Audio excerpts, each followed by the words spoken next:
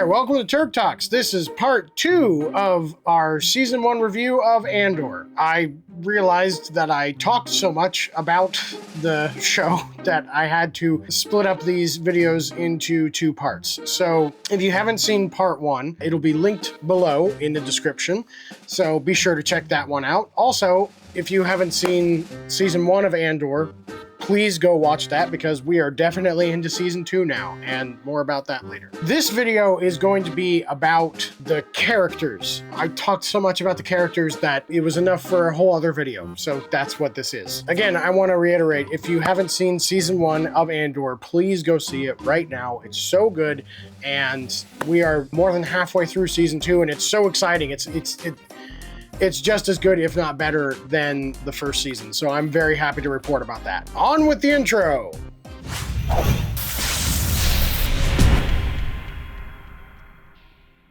Please go and see the show, the first season of it, before you watch the second season, because it's totally worth it. Again, a little slow, but it is so worth it if you are into movies, if you like Star Wars at all, or even if you don't like Star Wars. I think it's just an awesome story that has compelling characters that you will be invested in. Speaking of characters, we start off with Cassian, who is the roguishly handsome Diego Luna. Shout out to Diego Luna. That man's performance is awesome, and also, I would love to meet you someday.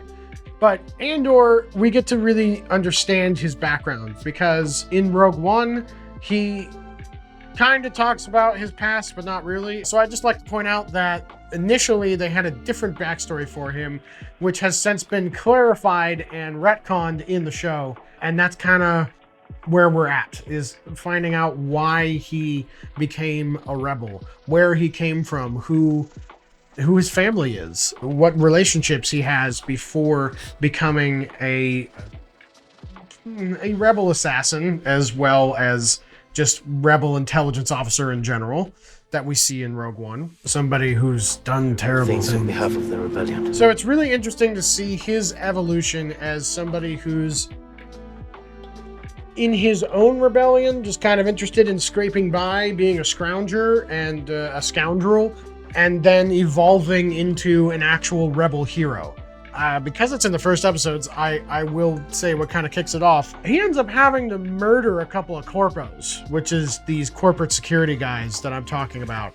And that really kicks off, that's the inciting incident of the whole story. And that's when you get Syril Karn involved, who's corporate security deputy inspector. You get a lot of very interesting characters. Speaking of Syril Karn, what an interesting character. Like, they're taking somebody who's not an Imperial, okay? He's not an Imperial officer. He's a corporate security officer who loves the Empire and believes that it is doing the right thing. He believes in duty, honor, and sacrifice to the Empire. Like, it's kind of wild to me that they made this character, and you get to see a different side of the Star Wars universe than you might normally see, because most of the time everybody in the Star Wars universe thinks that the Empire is a really bad idea. You don't find people in it who actually think that it's a good idea, and yet Syril Karn does. And there's a lot of interesting stuff with his mom, which I'm not going to get into. You're just going to have to watch the show. But you see that he had a lot of issues, and that kind of led him to be the person that he is. And he interacts with another character that is even more fascinating than he is, Dedra Meero. Dedra Meero is an ISB supervisor. Like, she works for the worst of the worst. Like, if you want to know what the ISB is, it's the SS. Like the National Socialists of Germany had, who had control of the state, the police, and the military. And that's what ISB is like. They're a combination of the Gestapo and the SS put together. And they're these really evil people. And yet, in the show, they make you like Dedra Meero. They make you think that she's an interesting person. You actually root for her until you find out how evil she is. And for those of us who watched the show week by week when it was being released, that was quite the turn. There's a lot of other stuff that I could talk about with Dedra Meero, but I'm not going to because, again, I'm trying to avoid spoilers. But regardless, by the way, absolute fantastic performance from Denise Gough. She's wonderful and is so menacing and calculating. She portrays it so well. She portrays it so smart. She really knew what she was doing. Do you really think the rebels care about the lines we draw on maps? You think the relevance of my work has been supplanted? Systems either change or die. Sir. And speaking of other knockout performances, let's talk about Bix. The character of Bix is a former flame of Andor, an old girlfriend, and she plays a really interesting role because she kind of enables Andor to make contact with people who are very important to his future as a member of the rebellion and ultimately making the sacrifice that he did on Scarif. Bix Colleen is very complicated and very loyal and very smart and very intuitive. She's just such an interesting character because of her relationship to Andor, obviously, but also because of her ability to be in so many places at once and have an interesting connection to the rebellion that you don't really know about before. Like, she is somebody who is a low-level contact with important people in the rebellion, but she isn't entirely a rebel herself. Another absolutely outstanding performance from Adria Arjona. Just stellar performances all around. They got an amazing cast, not the least of which is Genevieve O'Reilly, who plays Mon Mothma, who is pictured there. This is so awesome, okay, because of this little tidbit. Genevieve O'Reilly played Mon Mothma in Revenge of the Sith originally, only for her part to end up on the cutting room floor, which is just awful. That sucks. However, with Rogue One, she actually got to appear on screen for the first time officially in the cut as Mon Mothma. And here she is again in Andor. And my God, is it an amazing performance. Her role is so brilliantly written and she portrays it so well. And it's like this complicated web of like secrets and lies and how she's like, you know, like how she has to keep all this from her family and how like she's got to like, you know, make sure that nobody's on her tail, even though she's like constantly being like a thorn in the Emperor's side. It's absolutely fascinating. And I love Mon Mothma so much in this show because you can really feel Padmé's presence. Mon Mothma, Padmé Amidala, Bail Organa, Senator Chuchi, a couple others, they formed what would become the governing body of the Rebel Alliance. She becomes the Chancellor of the New Republic. And that is like a big deal, obviously, because of her senatorial history in the Galactic Senate and how she led the rebellion even without Padmé. Mon Mothma is doing her damnedest to live Padmé's legacy. And it is my opinion that it is an absolute tragedy, and I think it was actually done on purpose by Palpatine, that Padmé died. Because that woman could sway the Senate, sway the entire galaxy, like not even he could. And you can see that Mon Mothma is trying to do the same thing, but she isn't as successful at it because Padmé's dead. She's gone. They've lost their leader. And you can see Mon Mothma trying to become that leader and fill those shoes, and so is Bail Organa. But they're not quite there. Padmé was just too special. And you can really see that in the show. It's like there's this gap there of her like missing. And you can tell that Mon Mothma just wants to go and talk to her old friend and see how she can, you know, do the right thing the way that Padmé would. And she's trying, and she's trying, and she's trying, but she's failing in a lot of ways. And there's a lot of fantastic intrigue that's built into it, and just an outstanding performance from Genevieve O'Reilly. Really, really awesome actress, and it's just so great to see her finally playing the role that she should have played back in 2005. Anyway, Mon Mothma interacts with a different character, a new one that we haven't seen before. And that is Luthen Rael. played by the always amazing Stellan Skarsgård. A lot of people probably know him as Bootstrap Bill from the Pirates movies, who is William Turner's dad. He's also in Mamma Mia. He's in a lot of other movies. He's a very classic actor. He's got a lot of experience. He's awesome. And he just puts in an absolutely stellar monologue. I've given up all chance at inner peace. I made my mind a sunless space. I share my dreams with ghosts. It's just... Luthen Rael is such an enigmatic and interesting character. He's so mysterious, and he's so clandestine, and yet he's so real and human. And it's fascinating to see the dichotomy of the two halves of the character that he plays, the two lives that he leads. It's fascinating. The detail, the intrigue, the clandestine nature of his role, the way that he is a founding member of the rebellion, we find out, but he's in the shadows. He fights a shadow war against the Empire. He, as he says in his speech, uses the tools of his enemy to bring them down. That's a paraphrase, because that's not the exact quote. But he uses the tools of his enemy in order to erode them from the inside. And it's just fascinating. And one of the best parts of Andor is we are finally getting more Coruscant. I mean, Miss Producer and I were like so stoked every single time that we saw Coruscant. And you do see a lot of it in Andor. And it's so awesome to see that wonderful city planet back. I love all the footage of it that we get to see in the prequels. Obviously, I am a prequels fan, so I enjoy seeing any reference to the prequels therein. And of course, Luthen is the one who owns a Kyber crystal, which apparently was commissioned in celebration of the defeat of the Rakatan Empire. There's a couple other characters that Andor interacts with throughout the show, besides all the others that I have mentioned before. Luthen has a group of rebels at a place called Aldhani.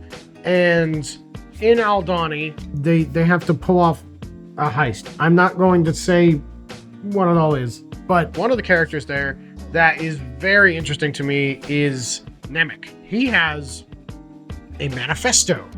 And in that manifesto, which is one of the great monologues of the show, by the way, tyranny requires constant effort. It breaks. It leaks. Authority is brittle. Oppression is the mask of fear. Remember that. And he talks about how tyranny is brittle and it requires constant upkeep, and the Empire is going to fall eventually at some point because it just has to. Because you can't maintain that type of security, you can't maintain that type of tyranny for so long. At some point, the levee has to break. And I find that very interesting because Nemik, I've seen a lot of things on the internet like, oh yeah, he's a communist and all this stuff. Not really. Just because they use the word manifesto doesn't mean that Nemik is actually a commie. He's a revolutionary. Like, he's much similar to like George Washington or Thomas Jefferson than he is Karl Marx. I just would like to point that out because I've actually studied his manifesto, and there isn't actually a lot of like communism there. The idea of democracy and freedom. If you look at communism ideologically, it's like a lot of, for the good of the many, you're kind of getting rid of the individual. Whereas Nemik talks about the individual a lot as a part of the collective. It's not really communism. It's more like American Revolution, which I think is interesting because we do know that the Empire is supposed to represent the US. That is what George Lucas viewed the US as an empire. He used the rebellion to represent the Viet Cong. Star Wars is actually what really helped us to come out of the Vietnam War because it was very, very confusing, convoluted, and devastating war to Americans, and we didn't really want to be there. And so I can understand where George Lucas is coming from, but with the understanding that Nemik is not really a commie, but he's more like a revolutionary. After Aldhani, Andor has a very interesting encounter, and spoiler alert, he ends up in prison. And in prison on Narkina 5, he meets his foreman, Kino Loy, played by Andy Serkis. And let me tell you, my God, does that man put in an absolutely astounding performance. I mean, Snoke's got nothing on this, man. Like, it's so amazing to see Andy Serkis in an incredibly well-written Star Wars project and actually finally get the limelight that he deserves. And he spent so many years moving his face for the motion capture of Gollum that his face is just incredible, and he can emote so many different things as an actor. It just was so amazing to see him deliver one of the other fantastic monologues that comes out of Andor. We will never have a better chance than this. And I would rather die trying to take them down than giving them what they want. His transformation from being such a rigid person, just trying to keep his head down and get out of this prison and do his time, to actually like becoming radicalized and joining the rebellion without being like a full part of it. That's kind of the whole point of Andor, is that everybody is a rebel, and there's all these little rebellions happening at once that will eventually form into the larger rebellion. It's a whole thing. Kino Loy, man, I don't want to get into it too much because it's just an absolutely fantastic show, and I really want you guys to see it. Andy Serkis, man, you did so great in this. One way out. Okay, I'm done. What's interesting to me is that in a lot of media, whether that's Star Wars or Lord of the Rings or Marvel or any number of movies in the past decade or so, and even before then, most of the time, Hollywood fails to properly write characters who identify as gay or lesbian. And that's because they're just trying to fill a quota. They're just trying to get that inclusivity bonus in there and just call it good. And I don't think that that's fair to those characters and to people who identify that way. This is where Andor actually does something really right. They have a lesbian couple in the show. They are Vel and Cinta. They actually have a proper dynamic. They're fully developed characters with their own backstories, their own lives. And that is something that I just really appreciate, because modern media fails to comprehend that gay people are also people. I really enjoyed that in the show, they're fully developed characters, that their whole identity isn't wrapped up in being gay. And it is interesting because it does have a little something to do with the plot. And I like that. I thought it was intriguing, and it's a good note. And it's something that I've talked about with actually a lot of my gay friends, and they agree with me that these characters, they represent the community well. Vel is the cousin of Mon Mothma, and she is a Chandrilan just like Mon Mothma and her husband. They talk about how Vel isn't yet married in the show, and Mon Mothma's husband is all like, oh, there's not a lot of them left, you know? And Vel's like, yes, I know. She doesn't care because obviously she already has her own relationship. And it's interesting because you get the rich girl turned rebel vibe that it's just a fascinating dynamic. Again, she's a really interesting character. She's struggling with being a leader, struggling with how she can maintain her relationship with Cinta, struggling with battles with Andor as well. It's very dynamic and very interesting. And the character of Vel is an interesting through line because she's a connection point to multiple characters in the show. And I think she has like the same amount of connections to characters in the show that Andor does, which is interesting because she's almost like on the same level as him when it comes to how many connections that she has and how many characters she interacts with, the broader story. Now, Cinta, she's interesting because she is completely different from anything that you would expect. She's very no nonsense. She's very tough. I prefer showing and not telling. They do say, yeah, she's the toughest one here, and like her whole family got slaughtered by stormtroopers, and they basically talk her up as like some kind of badass. And then they deliver on it by showing you that she actually is a badass. So I really appreciate that. She's tough. She's no nonsense. She's completely different from Vel. Vel is this woman who has understood the finer things in life. And she loves somebody who does not come from that world. And it's really interesting to see their dynamic and their relationship as it's shown throughout the series, because there's a bit of a conflict there. And as writers and filmmakers know, conflict is always a good thing. I just love their dynamic. I love that they're people. I love that they're interesting. I love that they're not just there for, checking a box, filling a quota. They're real people. They're shown to be real in the Star Wars universe. And that's awesome. And that's something that should be celebrated. I'm just trying to say that I appreciate that the writing staff did a good job of including minority characters in a well-written way. The last character that I want to highlight is got to be Maarva, who is Andor's mother. I'm not gonna lie, I was not expecting an Aunt Petunia redemption because it's the same actress who plays Aunt Petunia in the Harry Potter movies.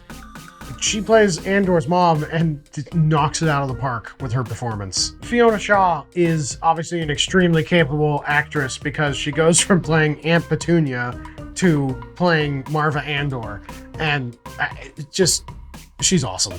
I love her monologue that she delivers at the end of the show. Because we had each other. We had Ferrix.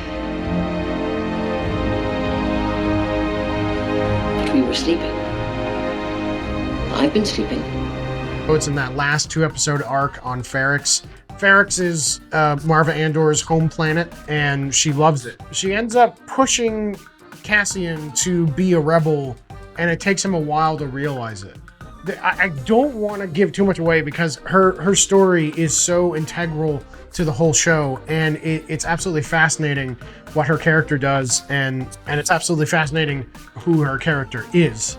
But yeah, Fiona Shaw, absolutely stellar performance, many goosebumps. Well, in case you couldn't tell, I absolutely love this show and its characters. I really love how they've all been written, and I really love seeing how they've all been developing in season 2. It's been a really great journey with these characters. I love them very much. I'm really looking forward to seeing how everybody reacts to these characters in future. I think they're gonna stick around for quite a while in the cultural zeitgeist. But anyways, do not forget to like, comment, and subscribe. We really appreciate your engagement. And as always, you got the makings of greatness in you.